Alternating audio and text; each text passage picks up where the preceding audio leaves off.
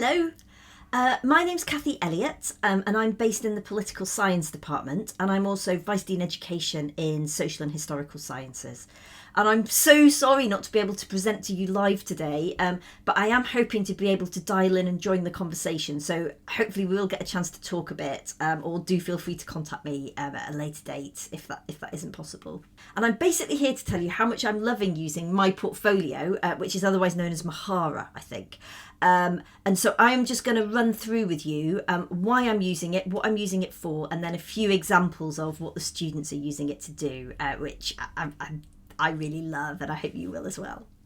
So I'm teaching a brand new module this term, that's the context, and it's called The Politics of Nature. And basically I started out knowing that I wanted two things from the assessment. And the first was just to give my students a bit of freedom to shape what they wanted to do, for it to be quite self-directed and creative, whilst also giving them plenty of scaffolding for anyone who felt intimidated by too much freedom, which of course some students always do. And the second thing I wanted was to get them to keep a kind of nature diary, so linked to the module where they could make connections between the module materials, the work we were doing in class, including sort of field trips and that kind of thing, getting outside, and also their own experiences outside of class time of the natural world. And so this is also partly an exercise in noticing the world around them for students who may not actually have paid that much attention to nature before. So I discussed what I wanted from the assessment, first of all, with my faculty's learning technologist, who I'm very grateful to, Fiona Harvey. She's very knowledgeable. So at first, my own suggested solution was UCL Reflect that I've seen used on other modules. But when she showed me my portfolio, it was just immediately obvious to us both that it was better suited for my purposes. And this was because I wanted to give students a space that felt private, experimental, just for them so that they could use it. More like a scrapbook or a loose folder than a public platform. And I also wanted maximum flexibility. I wanted them just to be able to share the bits that they wanted and not anything else. And I wanted them to be able to shape the platform in the way that they fancied and saw fit. So at Fiona's advice, I next got in touch with Aurélie Soulier, who at that time was working for UCL Digital Education. But after she left UCL, in a small disaster for me, although I believe it's been quite good for her. Anyway, I bid for some money from my department to hire her as a consultant. So she's working just a few hours across the term to help me and my students figure out the platform. So she's run an hour-long session with the students to help them learn the platform, and she's holding office hours for them every week. And she's also sort of working with me to reflect on what I'm doing, what else I could do, and so on. So she's an amazing help. And one of the things she did right at the start was help me create this template. So I'm now showing you my portfolio. And she helped me create this template as a sort of starting point for the students. And so as you can see, there's a page on my portfolio for every week of the module. And she's put in a couple of placeholders every week, just to help the students see how to get started, where to get started, and so on.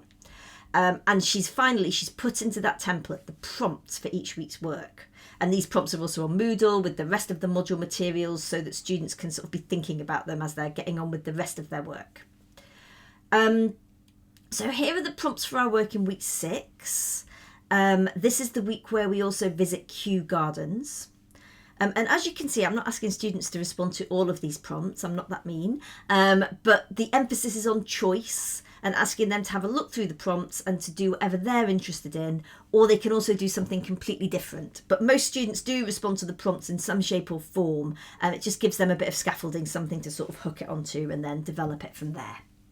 So, for example, in this week, week 6, they could reflect on their learning by reflecting on the experience of being in Kew Gardens. They could write about the week's readings. They could write an informative label or catalogue entry for Kew Gardens based on what they've learned.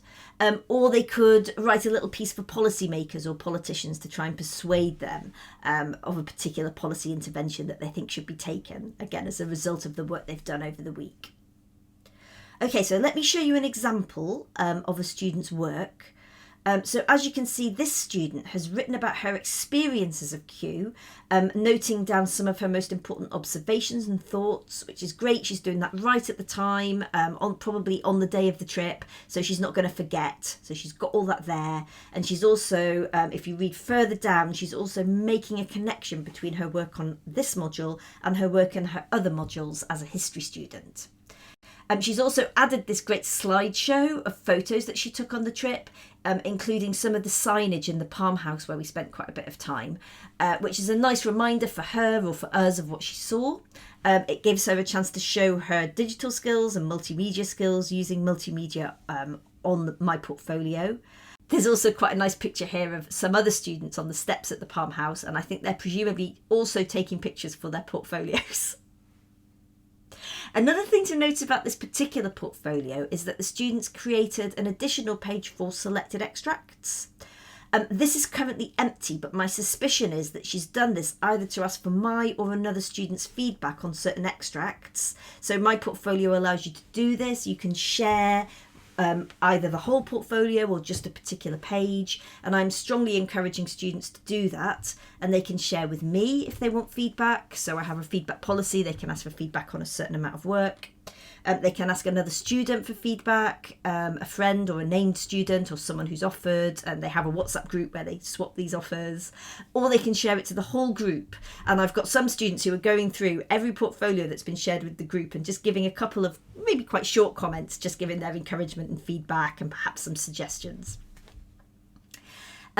I'm asking all the students to present their best 2,500 words in total from the portfolio for their summative assessment. So that might be where she's going to keep that work for the summative assessment in this little selected extracts section.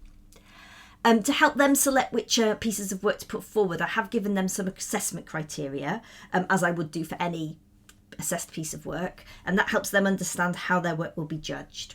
So the assessment criteria for this module are depth and understanding of how politics and power are shaped by and shape the natural world, ability to weave together ideas from the module into your own coherent text, depth and originality of critical evaluation of your own relationship with the natural world, ability to argue for your perspective on how nature should be governed or cared for, by whom, in what ways, including use of reasons and evidence, appropriate selection of multimedia on the portfolio, ability to write appropriately for a particular audience, and I'm asking them to specify, e.g. visitors to Kew Gardens or an exhibition, policymakers, everyday readers of narrative non-fiction, or whoever.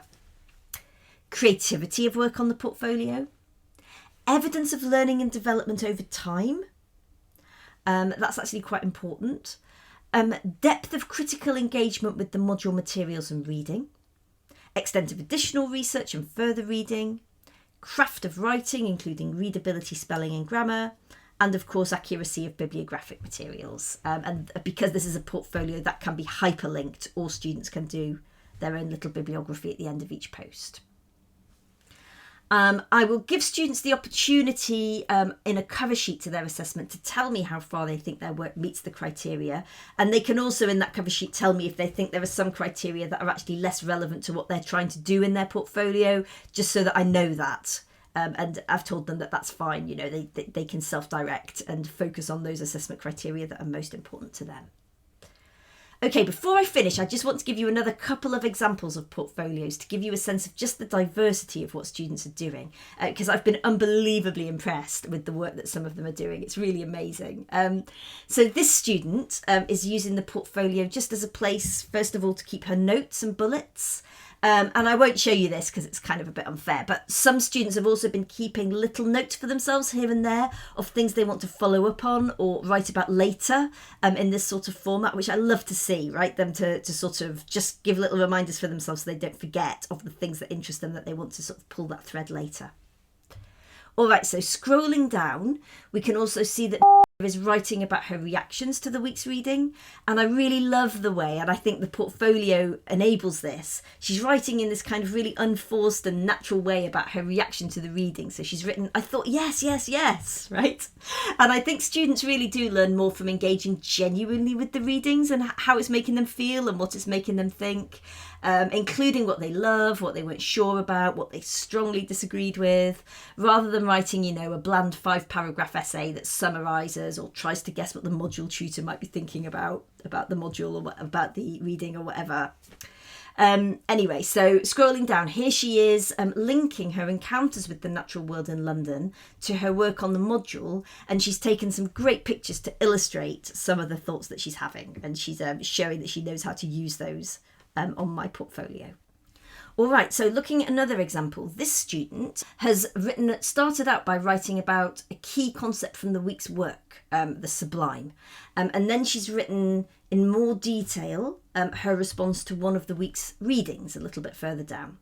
And then she's gone on to write briefly about the work we did in class in the object-based learning lab. She could work that up if she wanted, or it could just be just a little reminder for her that she went there.